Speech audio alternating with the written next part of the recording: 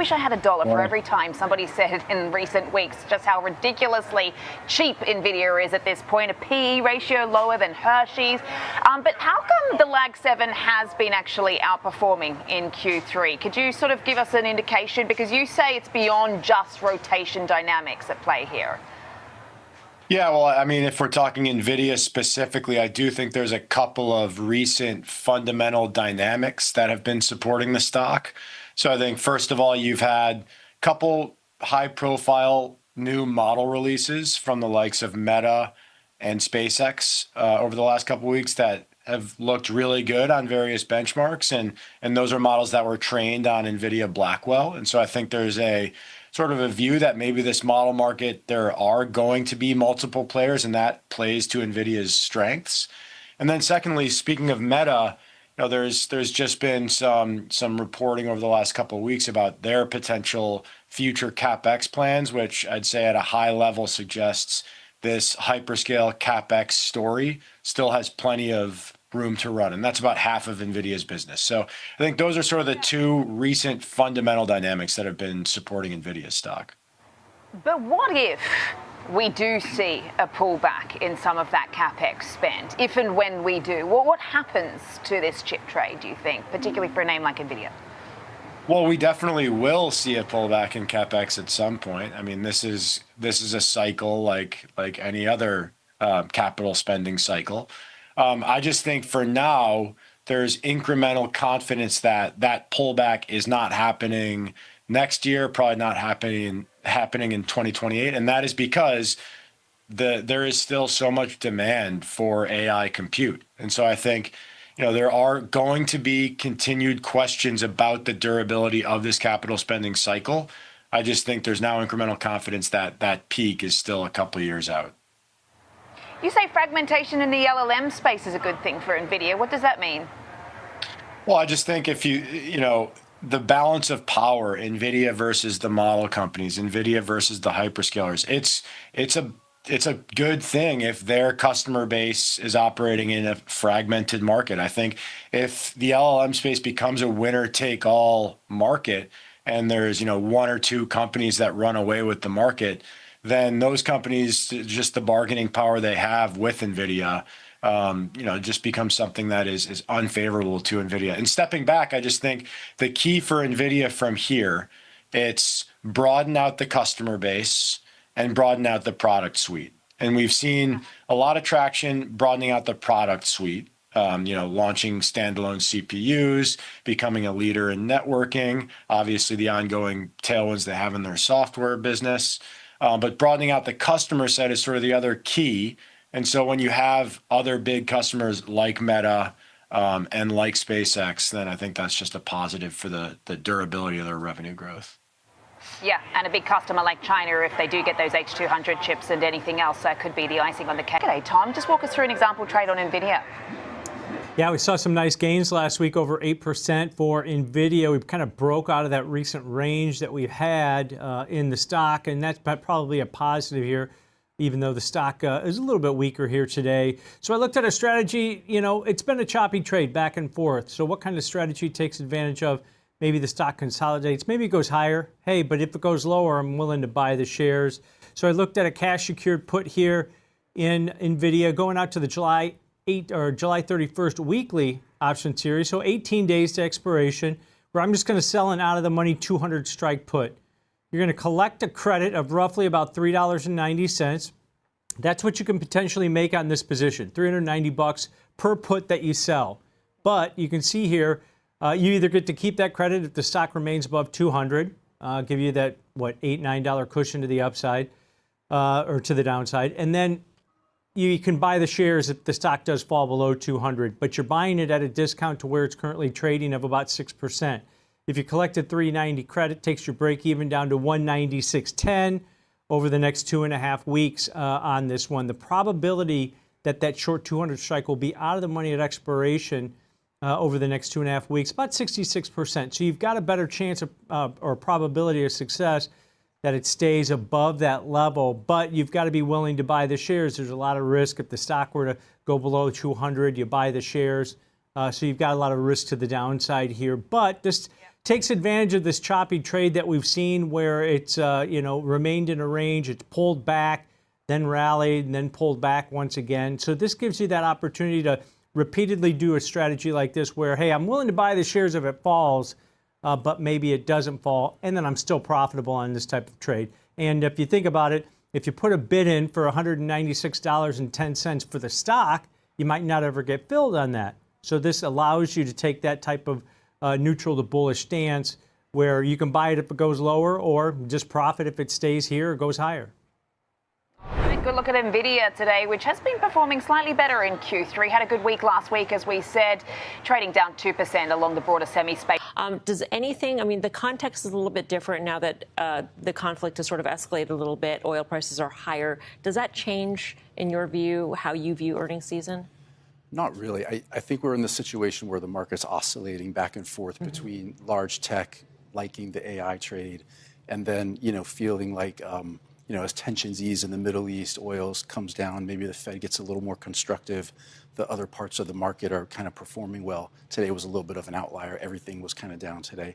But in general, it doesn't really change the way we look at earnings season. We feel pretty constructive about large tech in general. We do think earnings have some upside. We've seen the S&P earnings estimates up about 18% over the last year. In particular, the Mag 7 earnings estimates are up about that much. But the stocks have been flat, so they've been kind of underperforming. A big part of that reason is that free cash flow expectations have cratered, right? And so it's actually a good sign of constructive investor rationality that we're paying attention to cash flow and, kind of looking for better days in terms of AI investment coming down. Right. There's a rational separation of relative winners and losers, but that also helps explain kind of the valuation compression, as does, I guess, the market's unwillingness to sort of underwrite 24% earnings growth as if it's, going to be clear on from here multiple quarters, and that it's also free of these concerns that some of the groups driving it are over-earning. I think that's right. And, you look at the SpaceX IPO, I think, is a good indicator that people are willing to be rational and kind of focus on some underlying cash flow. We're going to go through that again, later this year into next year with, the hyperscalers that we see now are public companies. They've got really strong businesses to mask a lot of the spending. These, IPOs coming out, they really don't have that, right? So it's going to cast a really bright light on the relative merits between those two groups. But in general, what we're really looking for from the hyperscalers is a point in time when we can start to get free cash flow growth again. You've got between 2025 to 2027, about $2.25 trillion of capex from hyperscalers. About $500 billion of that's been funded by debt. We really would like to see some of those numbers start to moderate a little bit. The growth from 26 to 27 should slow way down. It's still going to be a huge number, over $1 trillion. So it could be some time before we really see cash flow starting to improve and the stocks really working. But overall, look, you have to be in the AI trade. It's a generational growth opportunity. So, we're constructive, but maybe a little bit of a consolidation period continues. That sounds like, though, the bar is high for you to be constructive on the hyperscalers if you're waiting for that capex growth to come down, to actually turn. I think and I don't think we need to wait until, 2027 into 2028 for that to happen. I think what we need to see is the beginnings of some more ROI, coming from some of the hyperscalers. Meta in particular has rotated into this real leadership position because they are seeing, pretty strong ROI and revenue growth. And so I just think we need to get through this peak CapEx year, CapEx growth year in 2026, and we can start to feel a little better about things. Are the semis with this pullback registering that moment on the way? Because it's, I keep saying this, 16% of the S&P is hyperscalers, 4 of them. 18% is semis, and you have money moving between them, and it feels like if one wins, the other loses. Well, that's definitely kind of the case for now, right? You've had a $300 billion swing in free cash flow going from hyperscalers to semiconductor companies. That's going to keep going, right? All of the hyperscalers are on a supply shortage. They need as much capacity as they can. There's certainly some question about whether they can get access to the power needed to kind of, follow through on the spending commitments. But in general, the semiconductor complex feels like it's in really good shape. The shift in spend and in cash flow towards that complex is going to continue.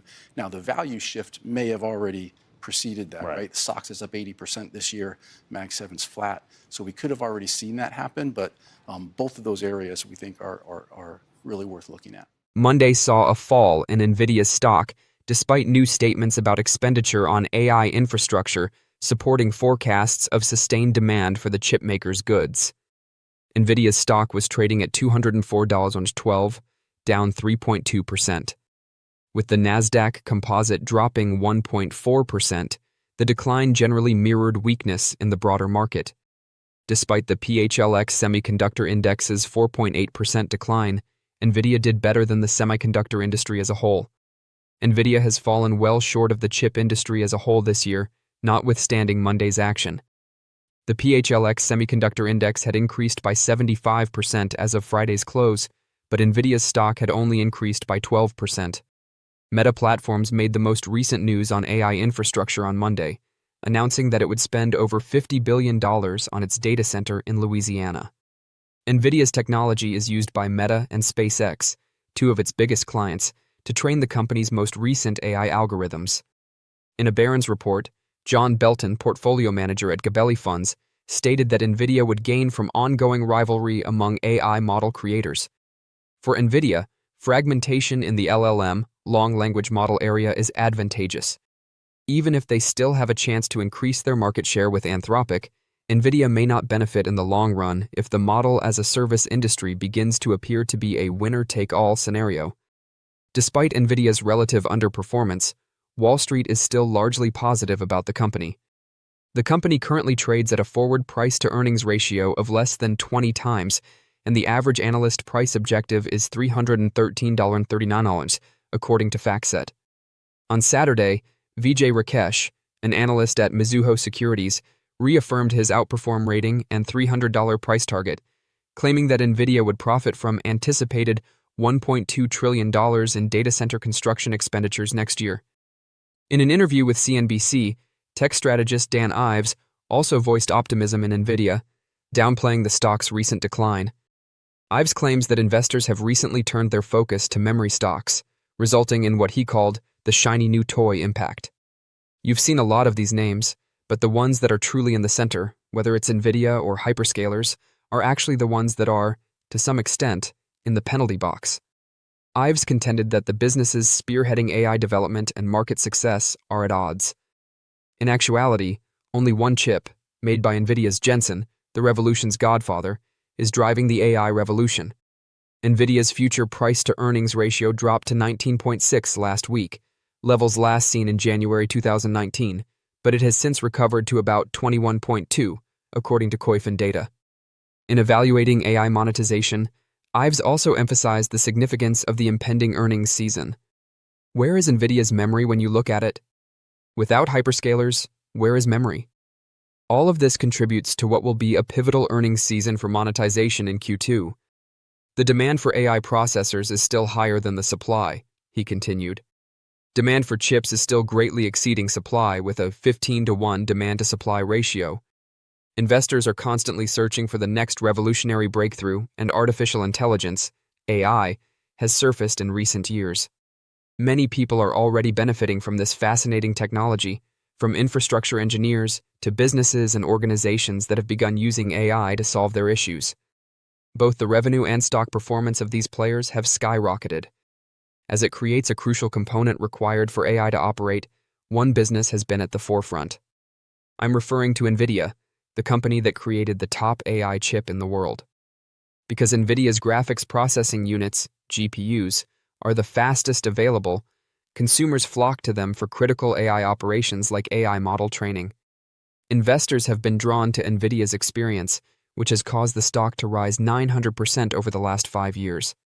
You may believe that Nvidia's growth has peaked at this moment and that share performance may stall going forward. Wall Street begs to differ, forecasting an additional 40% increase in the stock. Let's see what might occur next. Let's start with a brief review of the Nvidia narrative thus far. In its early years, this company, which has been in business for more than 30 years, made the majority of its money by selling GPUs to the gaming industry. However, Nvidia took action to make that happen as it became apparent that these processors would be useful for other uses. The company developed CUDA, a framework for parallel computing, and in more recent times, it invented GPUs especially for artificial intelligence. These actions turned out to be prudent, since data center operations now account for the majority of Nvidia's total income. Data center revenue increased by over 90% to a record $75 billion in the most recent quarter. That amounts to $81 billion in total revenue. Nvidia's gross margin consistently exceeds 70%, demonstrating its great profitability on sales.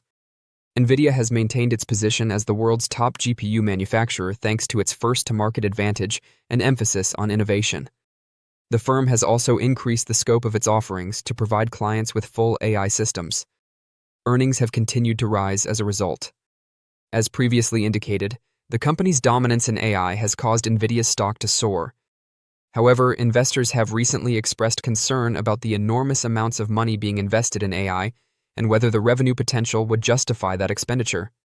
Additionally, they have been concerned about Nvidia losing market share as several of its clients, like Amazon and Meta platforms, are creating their own processors. Nvidia's stock only increased 7% in the first half due to all of this. Wall Street is still upbeat, projecting a 40% increase from the current level over the next 12 months. Is that possible? It's quite feasible. The demand for Nvidia's GPUs is still high, and the business is now focusing on the central processing unit, CPU industry, which is a second important market. These chips, which serve as computers' primary processors, are proving to be an important instrument in the application of agentic AI. The AI is driven by the CPU as it takes the necessary actions to address a specific issue. CPU strength could be significant since agentic AI is thought to be the next major area of AI growth. In this $200 billion business, Nvidia competes with CPU leaders Intel and Advanced Micro Devices, and I don't think Nvidia will overtake them in every aspect of the CPU market. In the PC sector, AMD and Intel are especially powerful. However, Nvidia, a leader in AI, might take the lead in the data center industry, which would be a significant step. With the release of Nvidia's first standalone CPU and the Vera Rubin platform later this year, all of this might begin. According to Nvidia, standalone CPU sales are expected to reach $20 billion this year. Additionally, Nvidia's continued dominance in GPUs should continue to boost overall income. Investors may turn to Nvidia once more as they anticipate this fresh growth wave, especially given the current extremely low value of 23x projected earnings forecasts. For this reason, Nvidia might be poised for yet another period of rapid growth.